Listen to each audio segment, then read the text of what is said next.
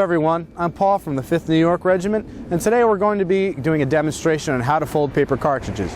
Before we get started, I'd like to have an introduction from the owner of the Johannes Joseph Blauvelt house where we are today, and he's going to tell you a little bit about the household we're working in today.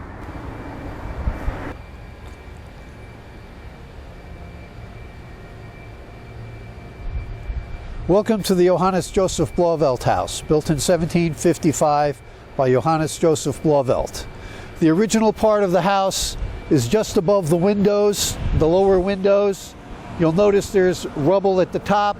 That was for the addition that was built in 1783. That would be including the main section of the house. And we know through George Washington's expense account that he spent 3 days here from May 5th to May 7th while he was meeting with Guy Carleton at the DeWint House in Tappan. Why don't you come inside with me now and I'll show you how I roll cartridges for the Revolutionary War. So now we're going to start rolling cartridges. The way that the 5th New York is beginning to adopt for cartridges is to use 16-pound bond paper, which is difficult to find, but it's worth the effort. The 20-pound bond paper that most people have in their photocopy machines is a little bit stiff, it's a little heavier, it's harder to tear, but the 16-pound paper works quite well. Members of the 5th New York will be issued pre-cut 16-pound paper on their demand. Okay, we use the Thomas Pickering pattern. You can see that it's 2 3/4 inches on one side, 5 1/2 inches across on the bottom, and 5 3/4 inches high on the side. You can cut 4 of these from a single sheet of 8 1/2 inch paper. Okay, in order to form your tube, what you'll need is a former, which is a 5/8 inch long diameter dowel, 6 1/4 inches long. I've drawn a line 1 1/2 inches in from one end, which I use to keep an even length tail. You take the former, lie it on top of your paper, and then twist up the edge, rolling it tightly as you go. You roll all the way up, pretty much like they roll cigars. At the end, you pinch, push, and twist at the same time, which gives you your tail. When that's completed, you give it a slight twist and pull it apart. There should be a little pop when you finish. That tells you you've rolled a nice tight cartridge. I place it in an empty cartridge box block, and then when I get all of them filled, I then go and start putting in the powder, which we'll do next. So now we're going to add powder to our tubes. We use 3F powder. Black powder is very difficult to find, so I would suggest you talk to your regimental quartermaster and find out how to get powder through him. We need a few tools. We have a powder measure. This is an adjustable powder measure available at virtually any hunting store. We use 100 grains of powder. We have a funnel. You just take the two, put them together over a bowl, so if anything overfills, it doesn't go all over your table. And we pour powder through the funnel into the powder measure. Whoops, that might be a little bit too much. Yep, so we push the top of the measure over. That will push any of the extra powder into your bowl, which you can reclaim later.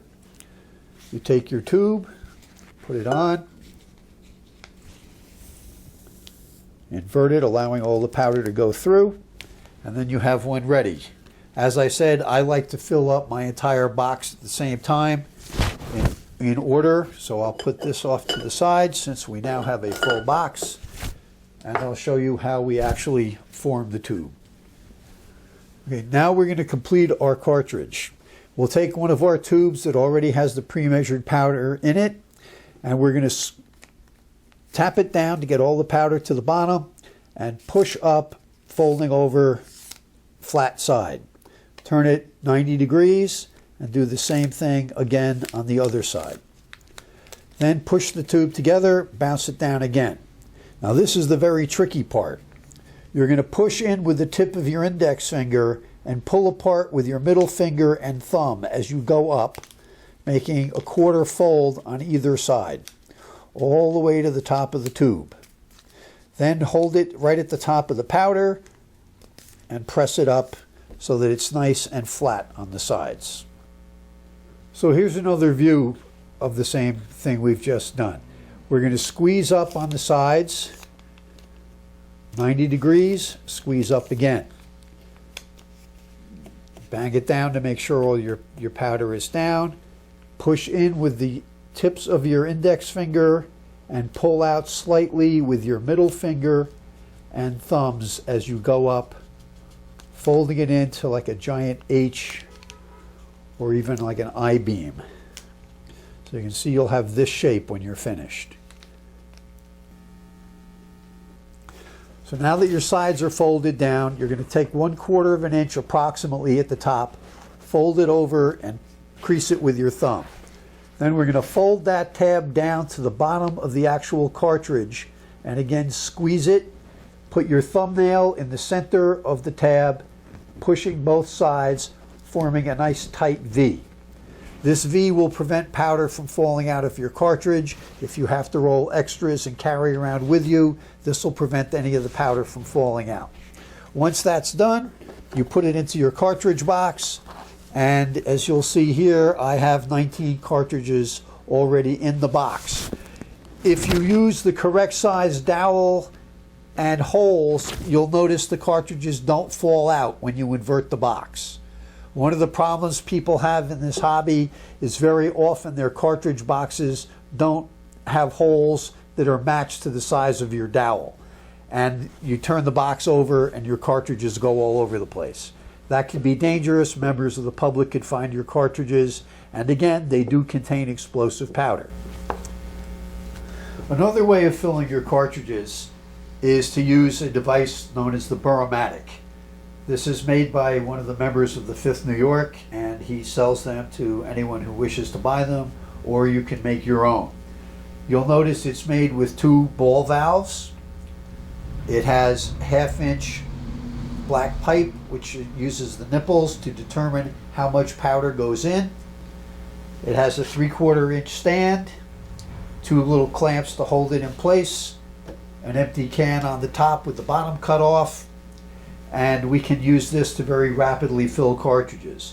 Bear in mind that at events you are not allowed to fill cartridges, so you have to do it at home before you go to the event. This is a very fast way to do it. Certainly using a powder measure and a funnel works, but I find this is a much faster method. Let me show you how this is used.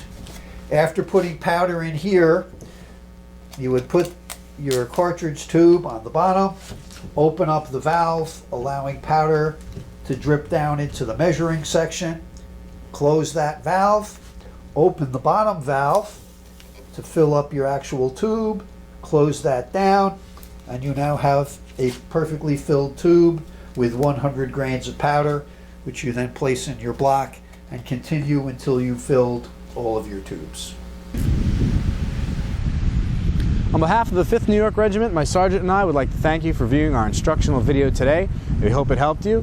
Please visit us online at www.5thny.org, and please visit us and like us on Facebook. You can also see us at our blog, which is updated regularly at www.5thnyreg.blogspot.com.